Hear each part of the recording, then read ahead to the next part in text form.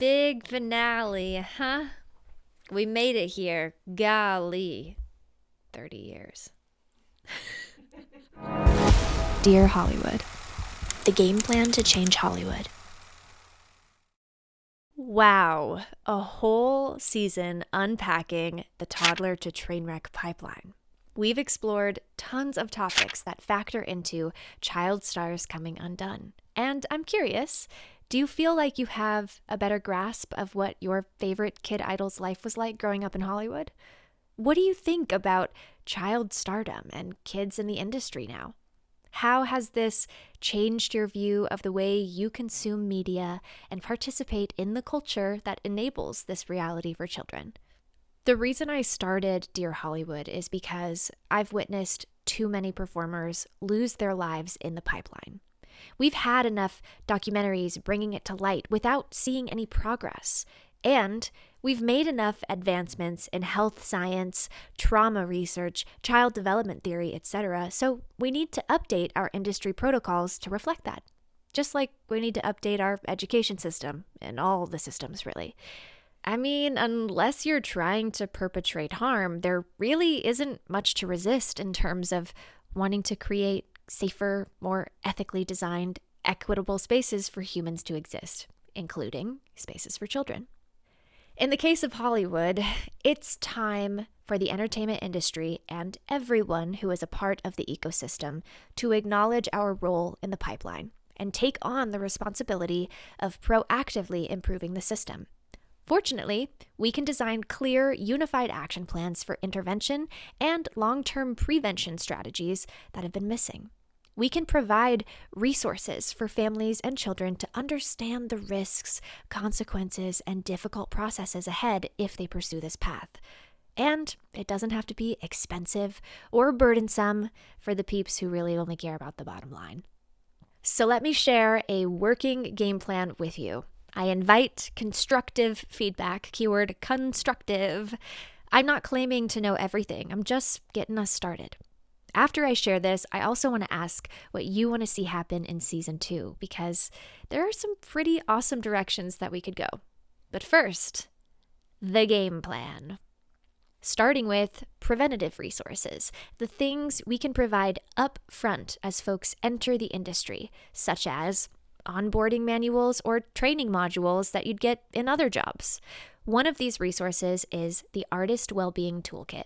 A small team and I have designed the first of its kind Artist Wellbeing Toolkit for guardians and young artists who want to get into the industry.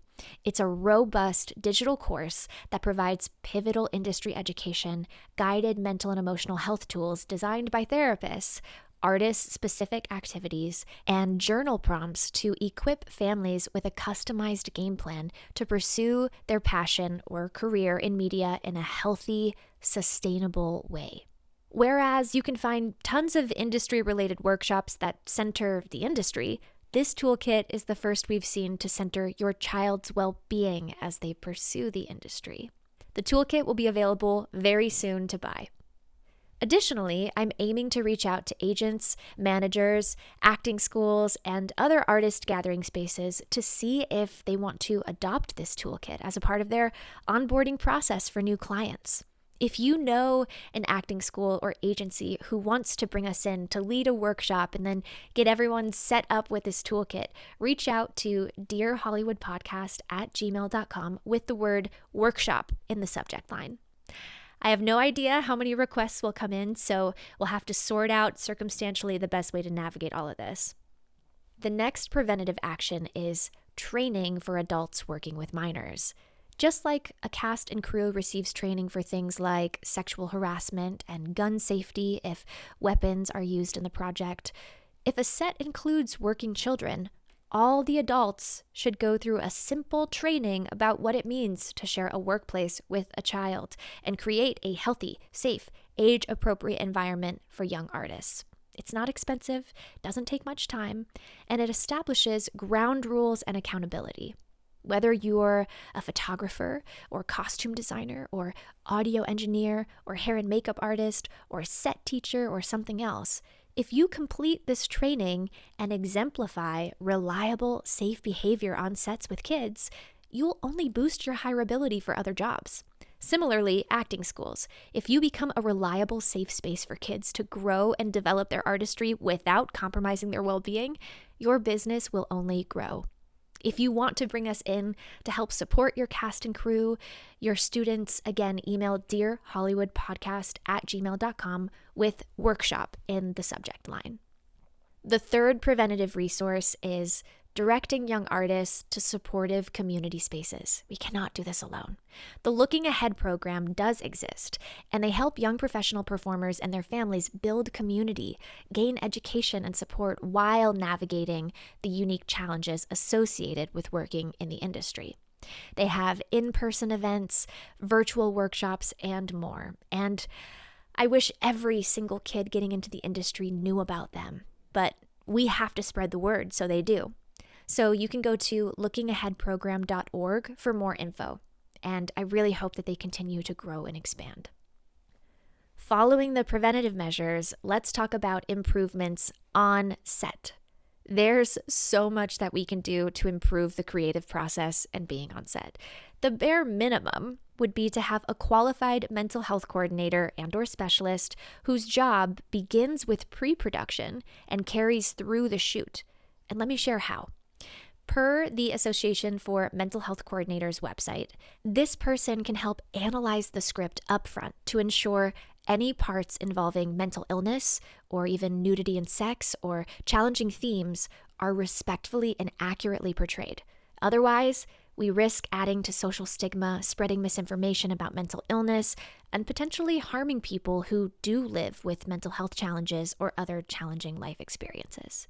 From there, they can assess the filming schedule to know which production days involve more sensitive material and thus require on-set support.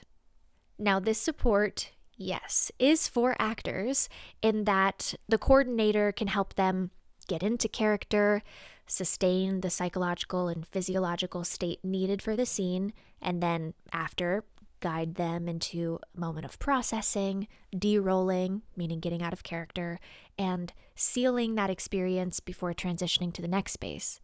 But let's not forget the crew. This is a shared workspace, and we don't know what kind of trauma or life experiences the crew is bringing in with them before witnessing intense scenes play out. So, a coordinator can help provide guidance and resources for the cast and crew. Digging further into the scenes themselves, a properly trained coordinator can work with other departments like the stunt team to assist with choreographing physical movements involved in violence or intimacy. And because they're a third party, they can provide a safe point of contact for cast and crew to report concerns and misconduct along the way. This, to reiterate, doesn't have to be expensive or laborious. And if you include the support up front, then you lower the chances of needing to call in the crisis intervention team once things are way out of hand. And networks, you know plenty about that. You spare the dramatic stories of how horrible that set was, and most importantly, you get ahead of unnecessary harm. Now, it's my belief that if minors are in the cast, you should have this mental health coordinator available throughout the whole production, no matter what the subject matter is, because as we've named, the industry experience is atypical and has a number of effects on a young person's development and lifestyle. Besides, right now, the set teacher is supposed to double as the welfare worker, and that's just too many hats for one person to wear, and they're usually not deeply trained in this area. So, I haven't ironed out exact details, whether the coordinator should do an upfront workshop and then weekly check-ins, or if they ought to float around on set daily or something else. But a set with kids definitely needs more than what's currently mandated. Also, have to give this aside, I'm super aware that other industries should implement mental health coordinators. Like, example, hospitals should absolutely support staff as they cope every day with direct exposure to trauma. I'm only focusing on Hollywood because that was my workplace. That's my expertise, and I'm staying within my sphere of influence, staying in my lane. Next, we can evolve our actual approach to storytelling in media. Writers, what kind of stories are you telling in the first place and why? What is the impact on society? I assure you, you can be brilliantly artistic and write about an infinite number of topics while also being mindful of the impact. Cinematographers, do you have to film the child directly experiencing a horrendous event on camera? Could we do a better job at finding other angles and methods that maybe just imply certain things? Directors, when working with young actors, can you be mindful about the kinds of things you ask them to imagine in order to produce certain emotions?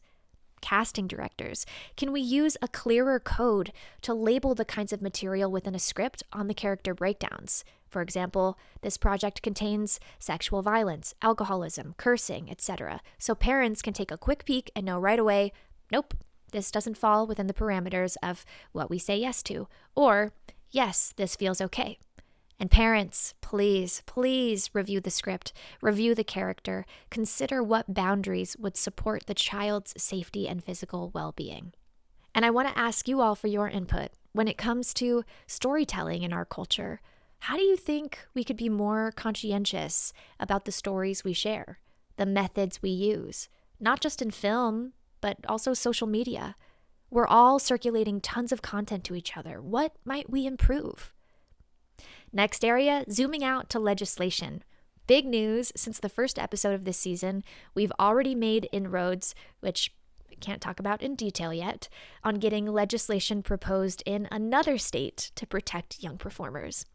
If you do want to bring this issue to your rep, please do so. Remember, Shreya gave us a blueprint in Illinois for kid influencers.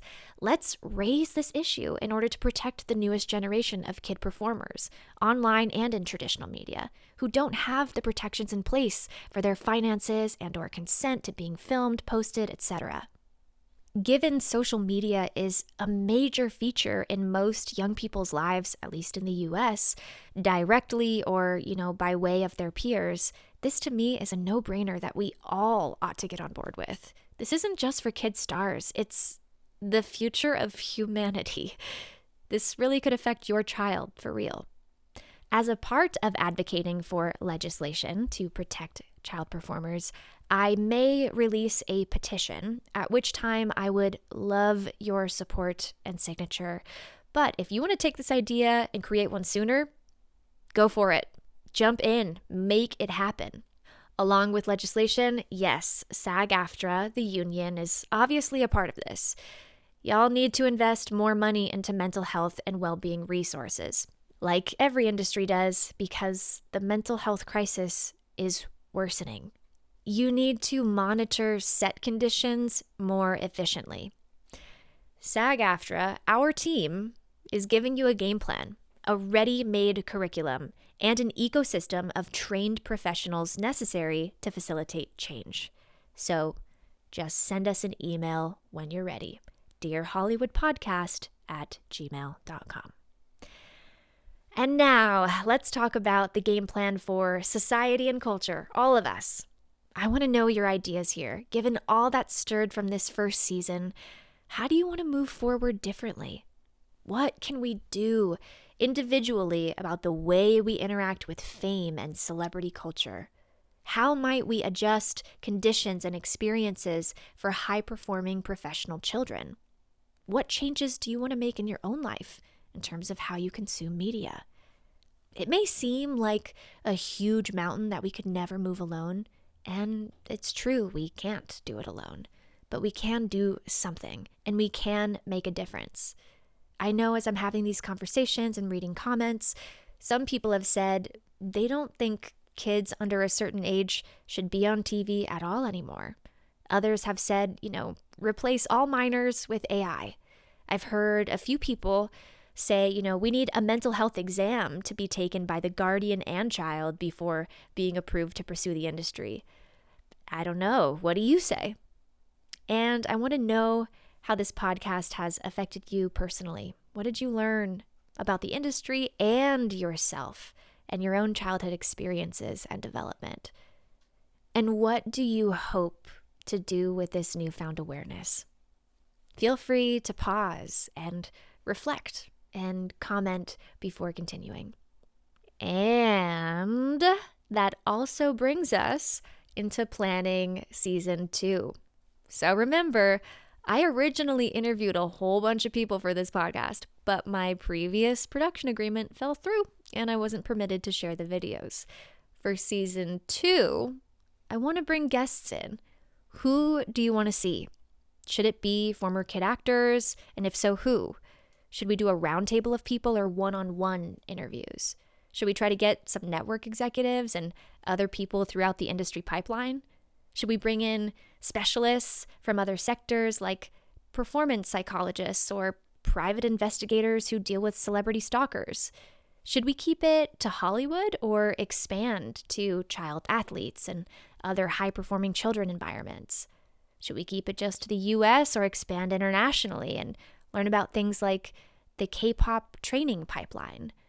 Let's brainstorm together and consider what we think would be the most powerful and compelling second season.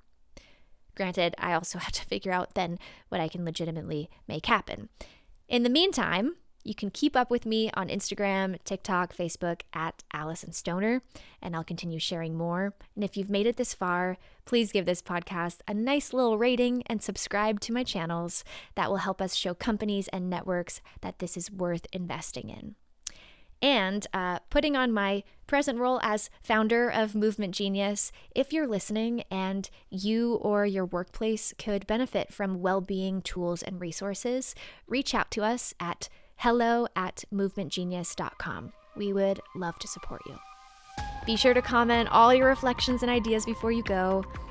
From 6-year-old Alyson and 30-year-old Alyson, thank you so much for listening to Dear Hollywood Season 1. And now you know. That's a wrap on Season 1 of Dear Hollywood. Wow! Shout out to the 2 gems. Hey, yo. Joe and Mina, if we can say your name. I don't know if we can. We can say it, right? Yeah, it's okay. fine. Okay. People are gonna know.